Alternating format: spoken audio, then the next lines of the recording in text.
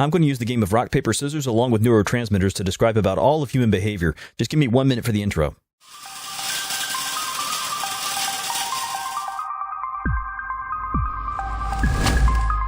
Wisdom studies. Doesn't it say something about us that our universities are filled with the study of every kind of human group, whole fields of theoretical and practical science, but no actual study of wisdom?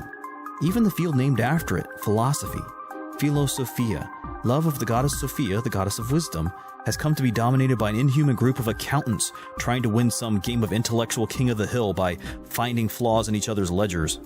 Solomon said wisdom stands on the street corners and shouts at us, but no one listens to her cries. But since life resists sterile accounting, Sophia has been driven off and retreated into the field of psychology. But this was no friendly home either. The practical applications and importance of unifying human understanding with human choices retreated into some back room and now hides in a closet of counseling. And even while there, she's still under assault and no one listens to her cries. I hope this series will be interesting and entertaining, but my main goal is to put human understanding back together again. Science, psychology, philosophy, spirituality, to begin to map out the path of a well-lived life. Because honestly, is there anything else that really matters?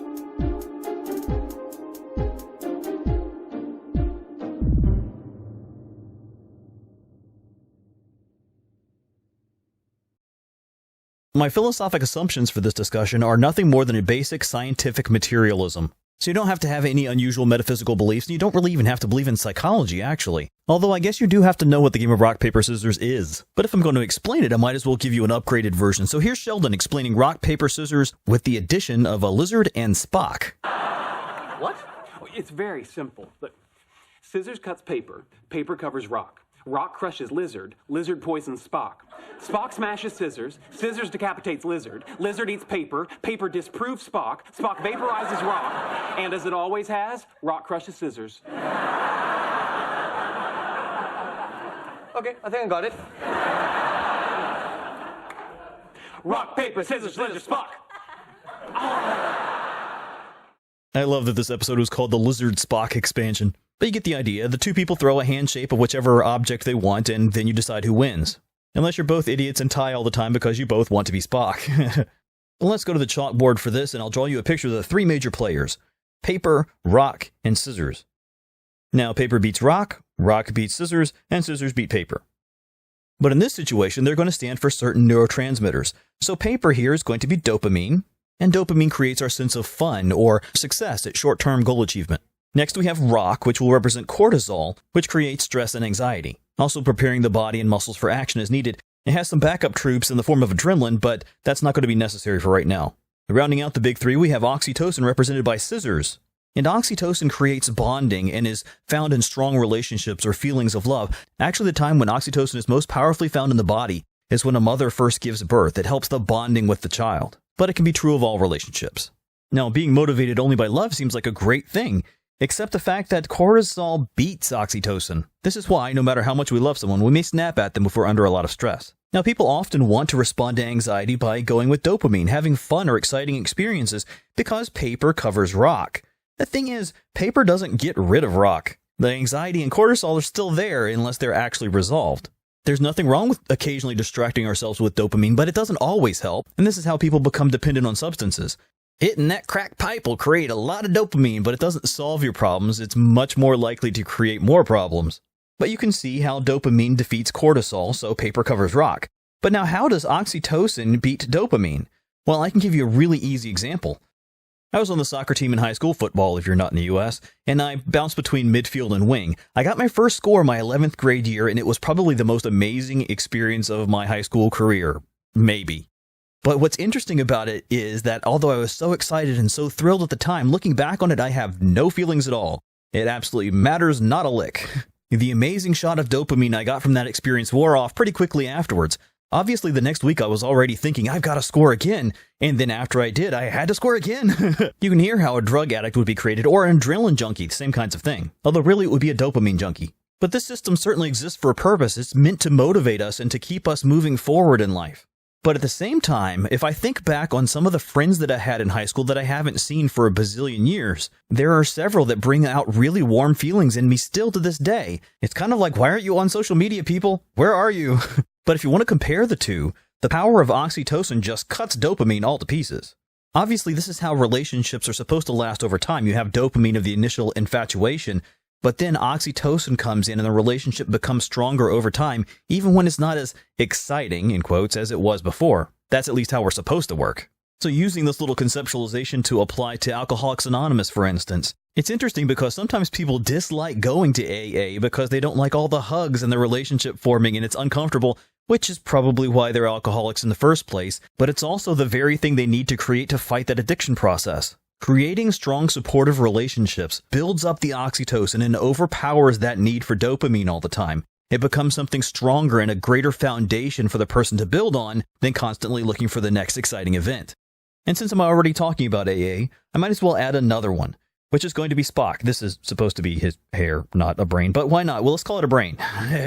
So Spock is going to represent serotonin. It's something you may have heard Jordan Peterson talk a lot about, as the first chapter of his book points out how our brains are wired the same way the lobsters are and respond to serotonin. He describes it as the chemical that helps us keep track of our position in a social hierarchy. This isn't wrong, but I'd like to add to that it also is our sense of self-efficacy, our ability to impose our will upon the world and get our needs met, whether that be in positive or negative ways. Now, serotonin can be very strong against stress, and actually that's why someone would take an 80-hour-a-week job because they want to prove themselves. That would show that they have their values constructed in such a way that the serotonin-based reward is worth the effort. And in a large sense, that serotonin reward is our sense of safety. It's our ability to feel like we know how to operate in the world. Although at the same time, that is why someone might want to neglect their family and lose the oxytocin. Sometimes maybe a business executive will choose to go and work harder and be more successful and get another rung up on the ladder at the expense of their family. So I can see that happening because the serotonin is stronger in that front too. If you want to talk about its value in treatment of a substance use disorder, in AA we can see serotonin also coming to play in that they give out chips and make a group recognition of the accomplishment of someone abstaining from alcohol or drugs or whatever for some period of time. Also, the idea of sponsoring new members and being sponsored yourself is a vertical relationship of a hierarchy, hopefully a functional and very helpful one, because hierarchies aren't inherently evil, you stupid postmoderns. So what AA is doing is trying to use love to replace dopamine and then use serotonin to fight cortisol. But one of the problems is that dopamine actually beats serotonin because everybody wants to blow off work and do something fun, right? And a large part of serotonin production is found in taking responsibility. So obviously it's not an easy process, particularly if you've habituated your brain into being hypersensitive to dopamine. You have to teach it to respond to other things, yes, even love. But overall, it's really interesting how you can see this theory work itself out in the AA treatment process. Although if you start looking for it, you'll be able to see it everywhere. You'll be able to see the difference between someone who's being dopamine or serotonin or oxytocin motivated, or if they're just trying to avoid cortisol and just being anxious and hiding in a corner. Now, since I'm trying to make this look like real life, I actually am going to add the lizard, but it doesn't really fit too well. It represents endorphins, which are natural painkillers. They basically take the edge off both positive and negative experiences. In the terms of the rock, paper, scissors game, it should be defeated by cortisol, but the problem is that they have more of a wrestling match. When the cortisol calls in the backup troops in the form of adrenaline, it completely kicks the lizard's butt, although it works well to handle lower levels of stress. It reduces pain and actually can become addictive in itself if you have like someone who's cutting as a means of reducing stress. Now, endorphins can kind of desensitize our need for success, so that's right with the lizard defeating Spock. And that brings me to my final point. There's a verse in the Bible that says, all the things you could have, the greatest thing to have is love. And really that's true, the greatest of these is love. If I choose to live an unbalanced life and have any one of these take over and become my primary neurotransmitter, if I primarily look for serotonin and success, if I primarily look for fun, or if I primarily look to dull the pain, if I primarily try to avoid anxiety, none of these will lead to a balanced life, except love. And if we conceive of the goal of life as having the most positive experiences, well then we need to figure out how to construct a life that runs on positive neurotransmitters. If I love others, and not in the generic hippie sense of, I love the world, I think that's a lot of bull. I like Kierkegaard's idea of, Jesus said, love your neighbor. Your neighbor is someone you can touch who's right in front of you.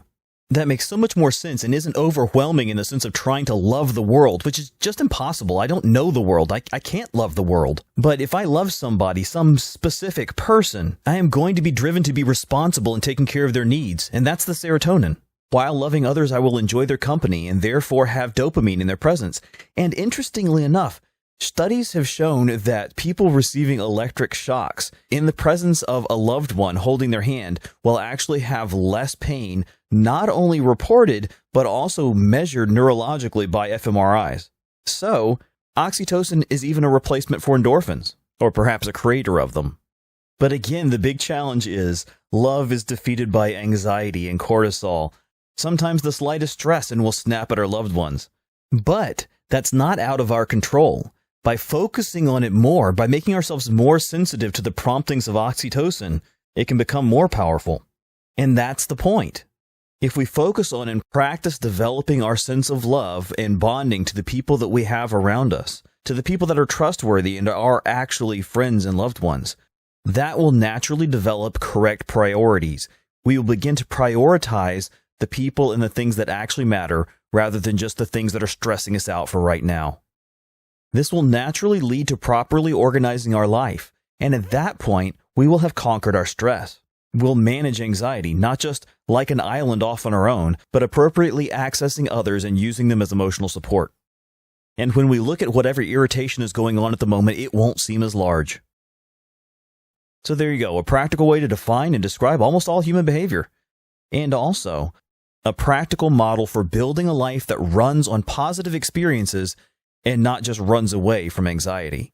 Now, I worry a little bit that this theory could be used as a defense of determinism, or a way to negate the more personal or archetypal or symbolic kinds of psychological interpretation. But that's simply overly simplistic. Because one thing is true doesn't mean other explanations are not also true. That doesn't mean they can't be integrated and work together, and that's what I believe. It's like the definition of wisdom I presented in my first video in this series. There's nothing wrong with it, it's practical and useful to some extent, but it's not quite as granular and detailed as I'd like a definition of wisdom to be. And as Jordan Peterson pointed out responding to the postmodernist, there are many logically valid and potential ways of describing the universe, but a lot fewer of them have practical value, and most of them fall apart if they're actually turned into practice. This is, of course, the very point of science. We can imagine all kinds of things. We can imagine unicorns and gods. But we have to test the world and come up with an idea of whether they're accurate and whether if you live like these things are true, whether that works for us. There needs to be some blend of the quantitative, measured, mathematical, as well as the qualitative, lived, enacted experience.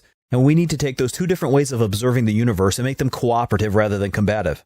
Now, I do actually think people are mostly deterministic creatures. But then again, if you give someone control of only 1% of their life, that 1% can make all the difference. In fact, it can make them 100% responsible for everything that occurs afterward. But you go ahead and make out of this whatever you want. All I'm doing here is providing the information in one conceptualization. I figure if you're going to be driving the machine of the body, you might as well know what fuels it, shouldn't you? And as for the metaphysics, I also believe the basic pass-fail for any philosophic belief system is whether it holds up to empirical research.